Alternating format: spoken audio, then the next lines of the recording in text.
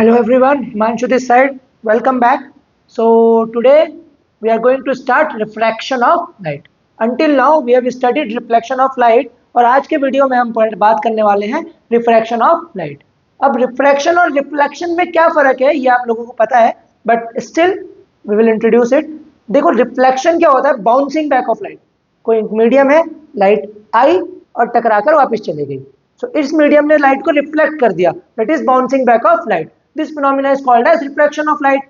But refraction क्या होता है, जब लाइट ट्रेवल करती है एक मीडियम से दूसरे मीडियम में, out of which one is optically rare and another is optically denser. अब कैसे डिफाइन करते हैं ऑप्टिकली रेयर, कैसे डिफाइन करते हैं ऑप्टिकली डेंसर, ये हम वीडियो में जानेंगे। ठीक है, तो क्या होता है, light instead of taking straight path gets deviated from its path और इट शोज बेंडिंग, और इस बेंडिंग के फिनोमिना को ही क्या कहा जाता है, refraction of light. The phenomena of deviation या bending of light from its original path as it travels from one medium to another is called as refraction of light. So today we will discuss in detail the phenomena called as refraction of light, and we will also learn the laws of refraction which includes Snell's law, and then we will move forward. ठीक है, so बहुत ही important lecture होने वाला है आगे के base के लिए, क्योंकि इसी के ऊपर हम प्रिज्म भी करते हैं, इसी के ऊपर TIR भी होगा, लेंसेज भी होंगे, लेंस मेकर्स फॉर्मूला भी होगा,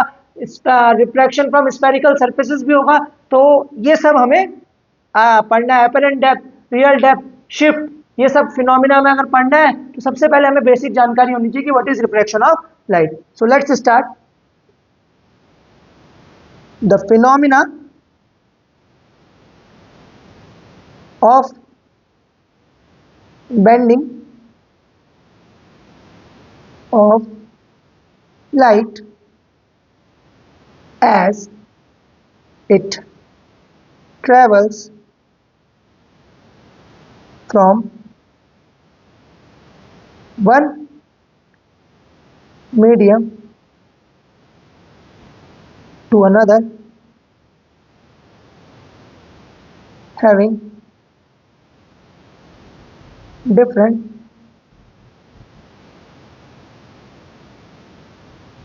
optical densities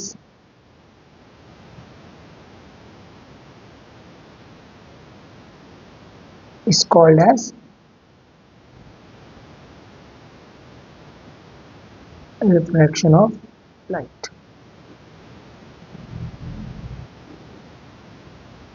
कहाँ ऑब्जर्व होता है फिनोमिना, लेक्स में, वाटर बॉडीज में, ठीक, और ग्लास स्लैब में,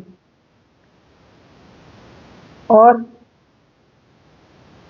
प्रिज्म में, और कहाँ होगा ये TIR ड्यू टू रिफ्रैक्शन ही होता है अभी। ठीक है, क्लियर, लेंसेस, तो इन सब जगह पर रिफ्रैक्शन ऑफ लाइट देखने को मिलता है। जितने भी ऑप्टिकल इल्यूजन किए जाते हैं ये भी अक्सर रिफ्रैक्शन ऑफ लाइट के कारण ही होते हैं। ऑप्टिकल इल्यूजन देखते हैं ना कि मैजिशियन शोज करते हैं, उनमें चीजें अचानक से गायब कर देते हैं। तो अचानक से गायब करने वाला जो कॉन्सेप्ट होता है उसमें क्या करते हैं, वो दो ऐसे मीडियम लेते हैं जिनका रिफ्रैक्टिव इंडेक्स क्या होता है, बिल्कुल सेम होता है। तो लाइट जाती है और सीधे निकल जाती है। अब लाइट जब सीधे निकल जाती है तो हमें ऐसा लगता है कि बीच में कुछ था ही नहीं, हमें ऐसा लगता है कि लाइट सीधे चली गई, इसका मतलब बीच में कुछ था ही नहीं, दैट मीन्स कोई डेविएशन नहीं हुआ। इसका मतलब है कि जितने भी ऑप्टिकल इल्यूजन करने हैं या फिर मैजिक्स दिखाते हैं इंक्लूडिंग ऑप्टिकल इल्यूजन्स, वो सब ऑप्टिक्स के रिफ्रैक्शन फिनोमिना की मदद से ही ज़्यादातर किए जाते हैं, या फिर रिफ्लेक्शन में भी मिरर्स का यूज़ करके। ठीक हो गया, क्लियर। तो मेन चीज़ अब हमें डिस्कस करनी है, what is the cause of reflection.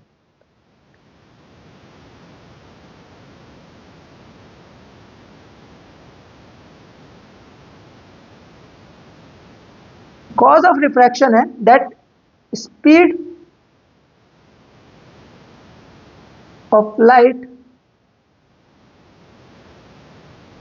changes with a change in medium। Means आप अगर मीडियम चेंज करोगे तो स्पीड की लाइट भी क्या हो जाएगी, चेंज हो जाएगी। ठीक है, means in different mediums speed have different light, light have different speed. Vacuum में इसकी स्पीड सबसे ज्यादा होती है 3 × 10⁸ 8। ठीक है, that is the absolute speed of light. Clear. और वैक्यूम के रिस्पेक्ट में जो रिफ्रैक्टिव इंडेक्स डिफाइन किया जाता है that is called as absolute refractive index, और दो मटेरियल्स का आपस में जब रिफ्रैक्टिव इंडेक्स निकालते हैं that is called as relative reflective index. ठीक है, तो हमें रिफ्रैक्शन का कॉज समझ में आना चाहिए। अब ये बेंडिंग क्यों होती है? The bending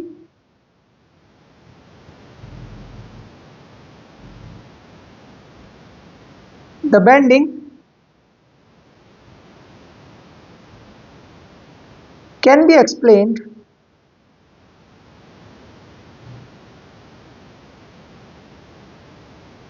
on the basis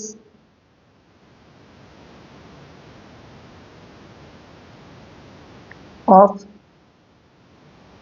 Fermat's principle. Fermat में का क्या प्रिंसिपल था? फर्मैट ने बोला था कि जो लाइट है ये वो पाथ चूज करती है जिसमें टाइम क्या हो, मिनिमम हो। Light chooses a path of minimum time, ठीक है, या लीस्ट टाइम। तो फर्मैट्स प्रिंसिपल ऑफ लीस्ट टाइम भी बोला जाता है कि लाइट उसी पाथ से जाना प्रेफर करती है जहां उसे टाइम क्या लगे, कम से कम। अब क्योंकि दो मीडियम्स की वेलोसिटी अलग अलग है, उनकी स्पीड अलग अलग है, इस वजह से क्या होता है, लाइट बेंडिंग शो करती है such that it takes minimum time to complete its path. जिस रास्ते से टाइम ज्यादा लग रहा होगा उसमें वो नहीं जाएगी, तो इसी वजह से उसे बेंडिंग करनी पड़ती है। ठीक है, क्लियर। तो on the basis of speed of light there are two types of medium.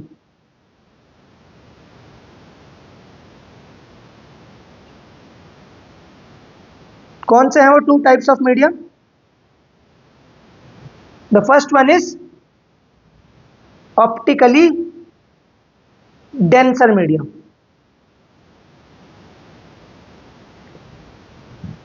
अब ऑप्टिकली डेंसर कौन सा मीडियम है? जिसमें स्पीड ऑफ लाइट कंपैरेटिवली क्या है, लेस अदर मीडियम से कंपेयर किया जाए तो। Here the speed of light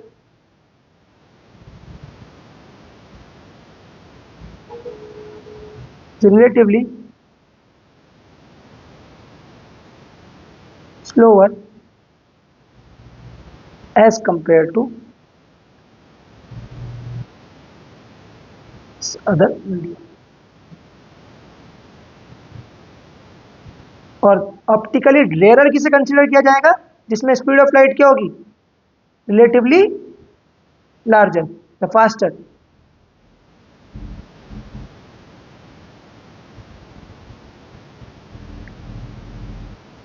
medium in which speed of light is relatively larger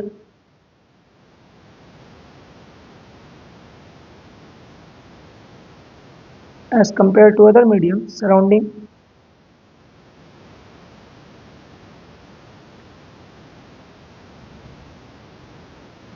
is called as optically variable medium।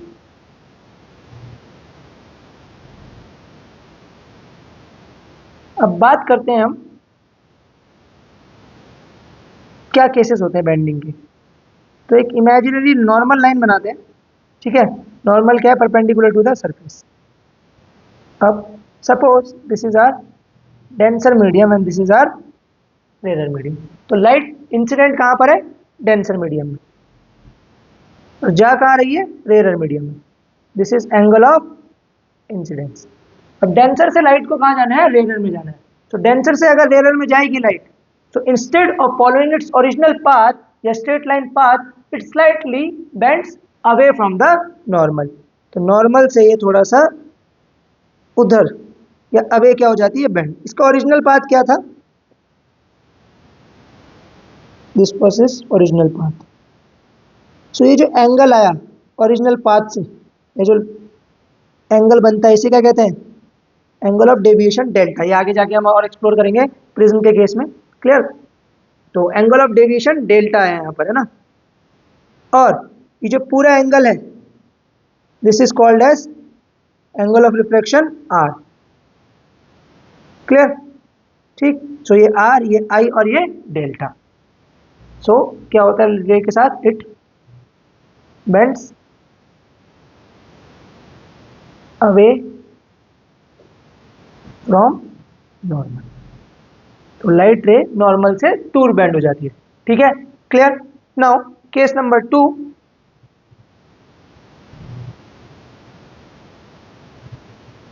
when light is traveling from rarer to denser medium. Suppose this is mu r, this is mu d, that is this means it is rarer medium, this one downwards denser medium. तो अब light रे कहाँ से कहाँ जा रही है, rare से डेंसर में। ठीक है, तो रेयर से अगर ये लाइट रे डेंसर में जा रही है तो इसके साथ क्या होगा, लेट्स सी।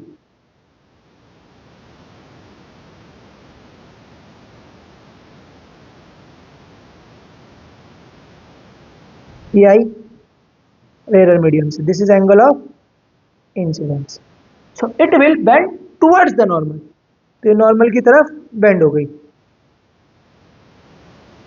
कुछ ऐसी दिखाई दी है ना। तो इसका ओरिजिनल पाथ क्या था, ये। So this angle is angle of deviation and this angle is angle of reflection. तो ऐसे केस में एंगल ऑफ रिफ्लेक्शन हमेशा क्या आता है, less than angle of incidence.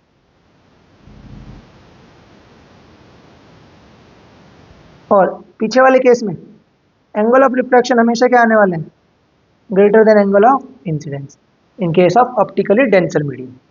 ठीक है, फाइन। तो चले आगे। तो हमने अभी तक रिफ्लेक्शन सीख लिया है और क्या क्या होता है रिफ्लेक्शन के केसेस में वो भी हमने पढ़ लिया है। Now moving forward, important concept जिससे हम रिफ्लेक्शन को फर्दर और अच्छे से एक्सप्लेन कर पाते हैं, दैट इज रिफ्रैक्टिव इंडेक्स। अब what is refractive index for you? Refractive index देखो कुछ नहीं है, इट इज अ रेशियो, और बहुत ही इंपॉर्टेंट रेशियो है। किसका रेशियो है? Speed of light in vacuum to the speed of light in any medium. Vacuum के कंपैरिजन में जहां पे स्पीड ऑफ लाइट एब्सोल्यूट है, एब्सोल्यूट मींस 3 × 10⁸, किसी दूसरे मीडियम में जब हम रेशियो लेते हैं या इनको कंपेयर करते हैं, that ratio is called as refractive index. तो कंपेयर किससे करना है? एब्सोल्यूट चीज से। एब्सोल्यूट मतलब जो फैक्ट है, जो चेंज नहीं हो रहा है, जिसके साथ स्टैंडर्ड है। जो स्टैंडर्ड क्या है? Speed of light in vacuum which is 3 × 10⁸। तो 3 × 10⁸ से अगर हम कंपेयर करें तो बाकी मीडियम्स में स्पीड ऑफ लाइट क्या आती है? Comparatively laser. तो वैक्यूम में तो स्पीड ऑफ लाइट ग्रेटेस्ट है, बाकी मीडियम में क्या है? उससे कम है। तो ये रेशियो है c/v का, where c is speed of light in vacuum upon speed of light in any medium. तो म्यू की वैल्यू, जो रिफ्रैक्टिव इंडेक्स म्यू या n से डिनोट किया जाता है, it comes out to be always greater than 1। क्यों? क्योंकि न्यूमरेटर हमेशा डिनोमिनेटर से क्या रहने वाला है? ज्यादा। ठीक है, so moving forward to the next topic, that is refractive index. So refractive index is nothing but it is the ratio of speed of light in vacuum to the speed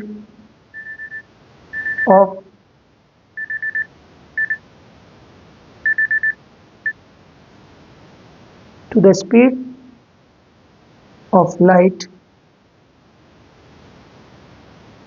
in any medium।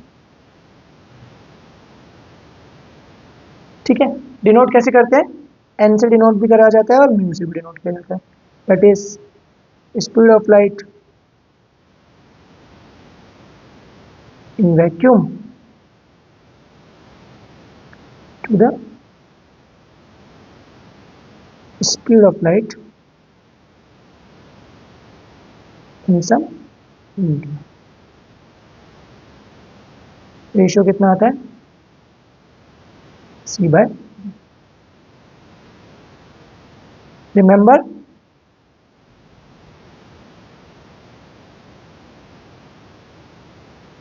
it is a ratio,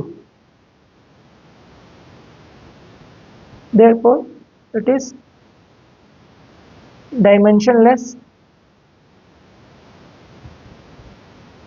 as well as unitless, and ये refractive index,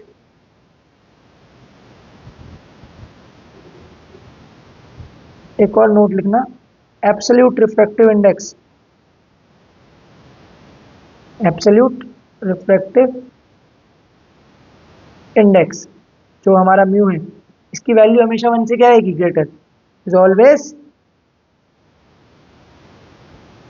greater than 1. Fine. Now talking about one more concept, that is relative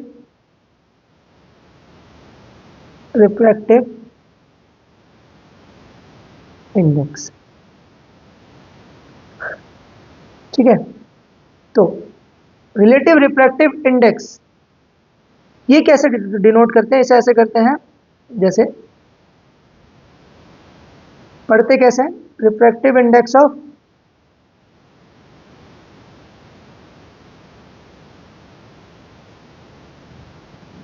medium, जो बाद में आता है उसे पहले पढ़ते हैं, two with respect to medium 1. ठीक है, फॉर एग्जाम्पल एयर और ग्लास का दिया, तो ये कितना होगा, mu ji by mu, mu g कितना होगा, c upon velocity of light in glass, और यहाँ क्या आएगा, c upon velocity of light in air, नहीं लेते वाटर ले लेते हैं, हाँ एयर में कन्फ्यूजन होगी.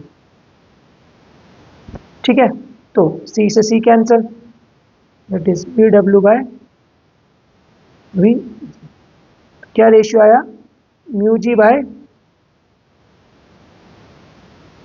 Mu W is we omega V W bye. ऐसा क्यों आया, क्योंकि refractive index is inversely proportional to the velocity of the light in that medium. जिस मीडियम में लाइट ट्रेवल कर रही है उसकी वेलोसिटी के रिफ्रैक्टिव इंडेक्स क्या आता है, इनवर्सली प्रोपोर्शनल आता है. इसीलिए देखो यहाँ पर भी देखने को मिल रहा है, ग्लास में लाइट ट्रेवल कर रही है तो उसकी वेलोसिटी नीचे आई है, वाटर में रिफ्रैक्टिव इंडेक्स के कंपैरिजन में उसकी वेलोसिटी का आई है ऊपर, इनवर्सली प्रोपोर्शनल. ठीक है, अब इसी से जुड़ी एक और बात है जो कि बहुत इंपॉर्टेंट है, दैट इज फ्रीक्वेंसी. जब भी लाइट एक मीडियम से दूसरे मीडियम में ट्रेवल कर रही होती है तो उसकी फ्रीक्वेंसी चेंज नहीं होती. Why, because frequency is the property of source, पैदा करने वाले पे डिपेंड करता है किस सोर्स से बनाया हो. ठीक है, फॉर एग्जाम्पल ये पेन है, ये ऐसे ऐसे ऑसिलेट कर रहा है. ठीक है, सो सपोज ये लाइट होती है, लाइट के पार्टिकल है, लाइट में क्या है, electric field and magnetic field vibrate कर रहे हैं. तो इलेक्ट्रिक फील्ड और मैग्नेटिक फील्ड जब वाइब्रेट कर रही है तो ये सोर्स की प्रॉपर्टी है, सोर्स ने इनकी फ्रीक्वेंसी सेट करी है. अब when it will enter from one medium to another, ये वाइब्रेशन स्टिल क्या रहेंगे, सेम, इनकी फ्रीक्वेंसी क्या रहने वाली है, same. But we all know कि एक मीडियम से दूसरे मीडियम में जाने पर क्या चेंज हो जाता है, refractive index. Refractive index change होने की वजह से स्पीड ऑफ लाइट क्या हो जाती है, चेंज. अब स्पीड, फ्रीक्वेंसी और वेवलेंथ में रिलेशन है. क्या रिलेशन है, रिलेशन है nu lambda equal to C या nu lambda equal to V, जहां पर न्यू आपकी फ्रीक्वेंसी है, लैम्डा आपकी वेवलेंथ है और वी आपकी speed of light in that medium है. तो अब न्यू तो सेम रहने वाला है, तो लैम्डा कितना हो जाएगा, वी बाय न्यू. तो अगर दो मीडियम्स की वेवलेंथ कंपेयर करें, लैम्डा 1 बाय लैम्डा 2, ये कितना आ जाएगा, v1 by nu divided by v2 by nu. Nu से nu cancel, that is v1 by v2.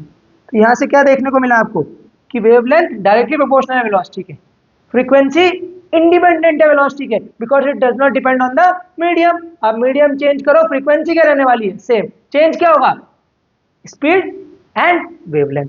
तो नोट करके लिखना, इसे हम अभी बाद में यूज करेंगे.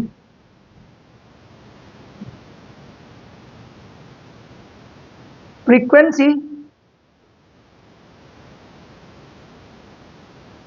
of light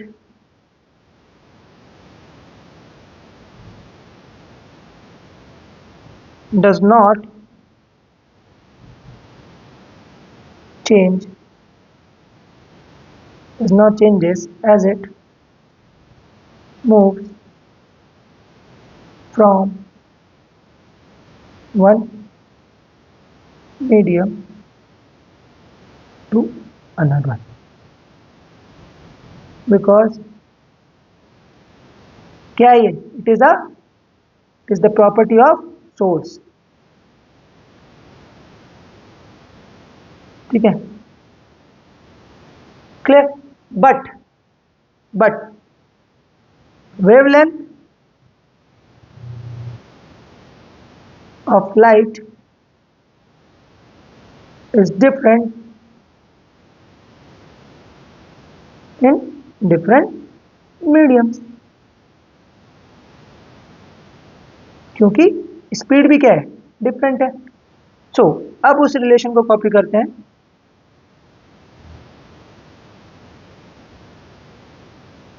नाउ दो मीडियम का अगर मैं रिफ्रैक्टिव इंडेक्स कंपेयर करूं तो μ2 बाय μ1 किसके बराबर आया था, v1 by v2, inversely proportional to velocity. और v1 बाय v2 किसके बराबर आ गया, λ1 बाय λ2।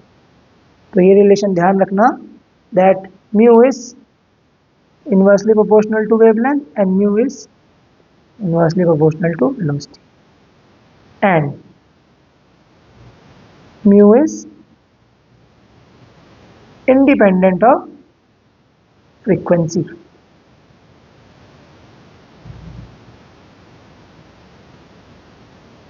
ठीक, clear.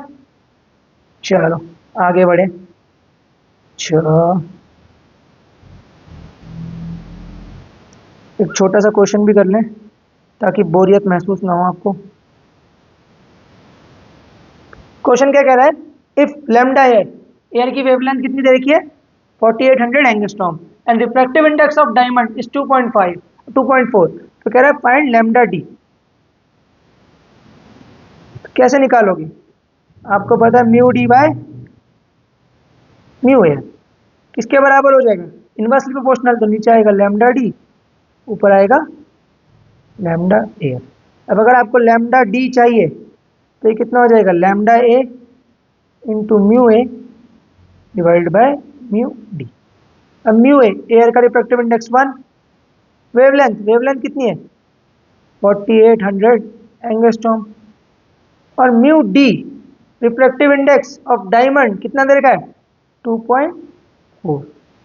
On solving this you will get 2 into 1000 angstrom, that is 2000 angstrom. तो वेवलेंथ डायमंड में क्या हो गई, सेम लाइट की 2000 एंगस्ट्रॉम। देखो मीडियम चेंज करा, वेवलेंथ भी क्या हो गई, चेंज हो गई। Clear, fine. अब क्या करते हैं, एक क्वेश्चन करते हैं रिलेटिव रिफ्रैक्टिव इंडेक्स में, ताकि वहां से भी कुछ आइडिया लगे आपको। सी क्वेश्चन नंबर 2 क्या कह रहा है, इट सेज, ट्राई करके पॉज करके भी ट्राई कर सकते हो आप, हो जाएगा, बहुत ही इजी क्वेश्चन है, बस एक कॉन्सेप्ट समझाना था इसलिए बता रहा हूँ। वी डब्ल्यू कितना है 2.25 into 10 to the power 8, and v g दे रखा है 2 इंटू 10 टू द पावर 8। ये पूछ रहा है म्यू डब्ल्यू निकालो, that is refractive index of water, nothing by c by v. C कितना होता है 3 इंटू 10 टू द पावर 8, और वी ऑफ वाटर कितना दे रखा है 2.25 into 10 to the power 8। 10 to the power 8 से 10 टू द पावर 8 कैंसल, ऊपर कितना आ गया 300, नीचे कितना आ गया 225। 25 के टेबल में 9 जा, एंड ये कितना होगा 12 जा, दैट इज 4/3। तो म्यू डब्ल्यू कितना आया 4/3। सिमिलरली म्यू जी निकालो, म्यू जी कितना आएगा, म्यू जी आएगा तुम्हारा सी by we ji, that is 3 into 10 to the power 8 upon we जी कितना दे रखा है 2 into 10 to the power 8, cancel out, तो कितना आया 3/2। फाइन। फिर पूछ रहा है जी म्यू डब्ल्यू निकालो, that is G mu W, mu W by mu g कितना आएगा 4/3 इंटू 3/2, 3 से 3 कैंसल। ठीक है, ये कितना है 2/3 और फोर्थ क्या निकालने के लिए कह रहा है, W mu G, it is mu ji by mu W. तो ये कितना आएगा, 3/2, एक मिनट, ये कितना है, 4/3/3 this comes out to be 8/9, है ना। 4/3 और म्यू जी कितना आया था, 3/2, ठीक। एंड ये कितना आएगा, 3/2 इंटू 4, दैट इज 9। देखो मैंने अभी बोला था कि रिफ्रैक्टिव इंडेक्स 1 से ज़्यादा नहीं आता, वो एब्सोल्यूट रिफ्रैक्टिव इंडेक्स है। ये relative refractive index came out to be greater than 1 ना, ठीक है, क्लियर। सो नोट करके लिखना, relative refractive index can come out may be greater than 1, ठीक है, क्लियर। चले आगे। तो देखो हमने रिफ्रैक्टिव इंडेक्स भी पढ़ लिया, रिलेटिव रिफ्रैक्टिव इंडेक्स भी पढ़ लिया। अब मेन मुद्दे पे आते हैं, that is laws of reflection, refraction, ठीक है। अब पढ़ते हैं अपन लॉज ऑफ रिफ्रैक्शन। तो पहला लॉ तो बड़ा आसान है, that the incident ray, the refracted ray and the normal at the point of incidence all lie in the same plane, ठीक है। तो फर्स्ट क्या है,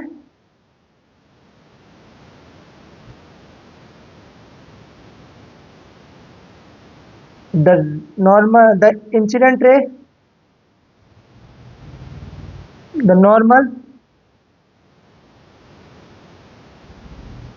and the refracted ray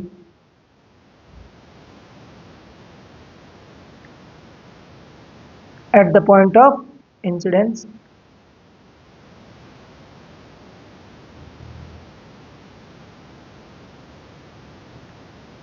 all lie in the same plane, ठीक है।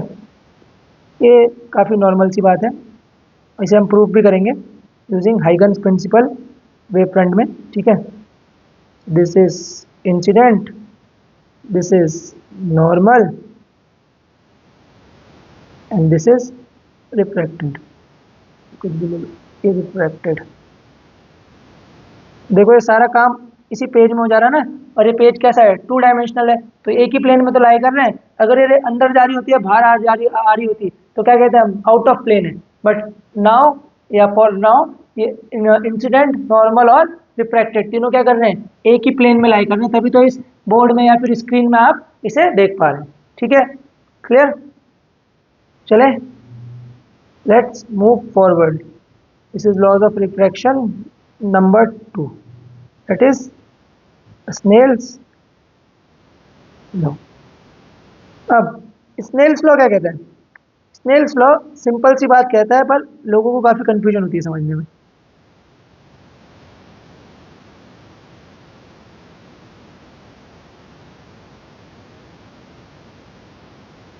Suppose ये μ2 है और ये μ1, ठीक।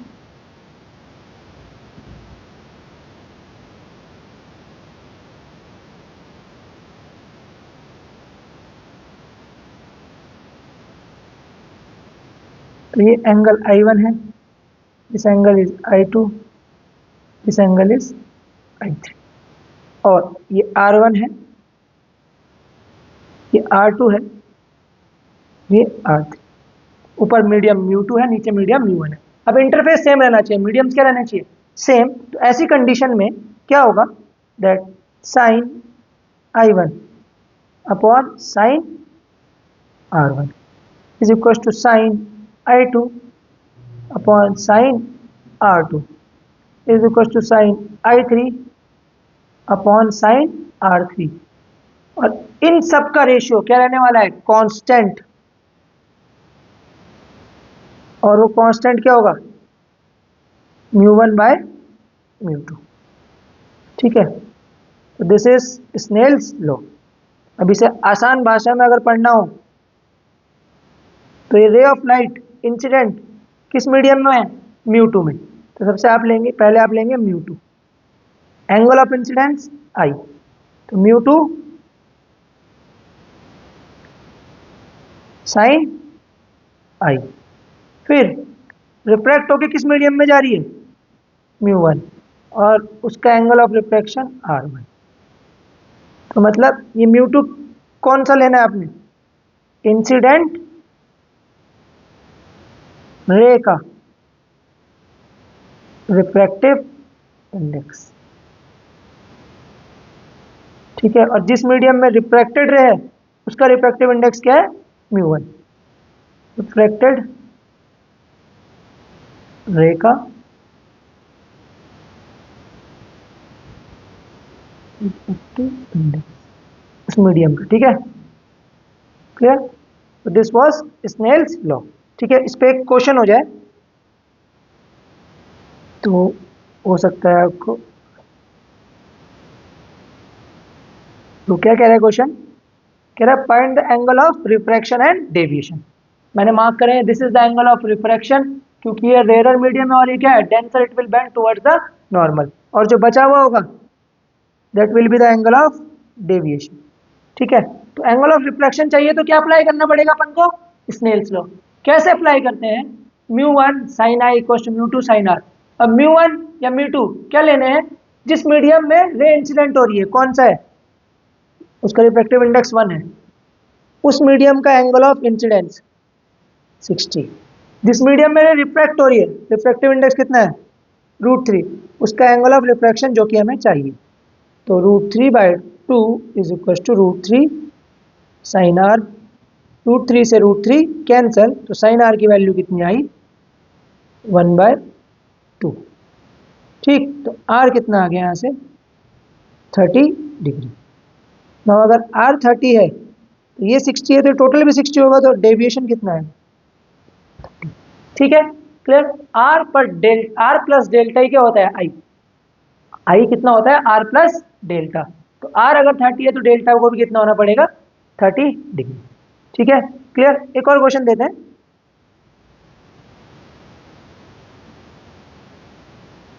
लास्ट क्वेश्चन होगा, फिर हम ये लेक्चर एंड करेंगे, और अगले लेक्चर में हम एपरेंट डेप्थ, रियल डेप्थ और shift in a glass slab ऐसे इंपॉर्टेंट कॉन्सेप्ट पढ़ेंगे। सो ये लेक्चर उसका बेस सेटअप करता है, ठीक है, क्लियर, डन। चलो, तो क्या कह रहा है, ज़्यादा हिंट दे दिया मैंने इसमें ना, कह रहा है फाइंड आउट या फिर prove that relation between i and e. तो कैसे निकालोगे, पहले सरफेस नंबर 1 पे क्या लगाओगे, स्नेल्स लॉ। तो applying Snell's law at surface number 1, तो क्या आएगा, जिस मीडियम से लाइट आ रही है म्यू1, उसका एंगल ऑफ इंसिडेंस आई, जिस मीडियम में लाइट जा रही है म्यू2, उसका एंगल ऑफ रिफ्रैक्शन आर, ठीक है। Late us call this equation number 1। अब अगर ये एंगल आर है तो ये ऑल्टरनेट एंगल्स हैं, तो ये वाला एंगल भी कितना होना पड़ेगा, आर। नाउ सेकंड मीडियम में लगाएं अगर सेकंड सरफेस पे, तो अप्लाइंग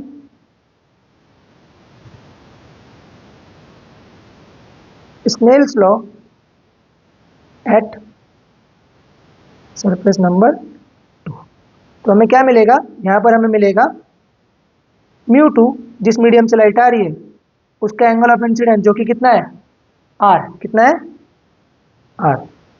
म्यू1 जिस मीडियम में लाइट जा रही है उसका एंगल ऑफ रिफ्रैक्शन जो कि हमने कितना लिया है, ई।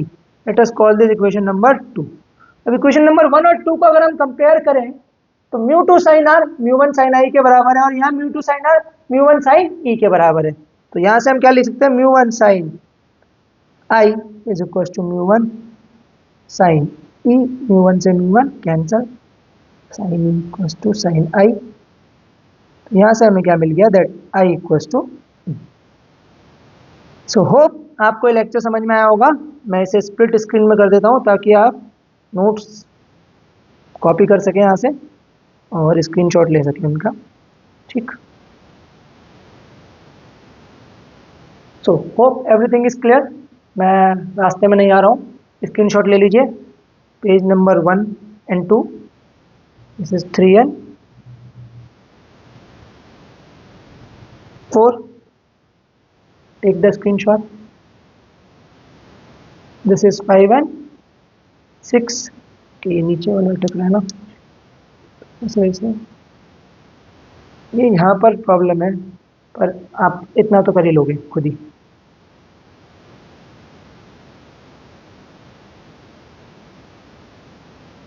ठीक है, एंड लास्ट वन।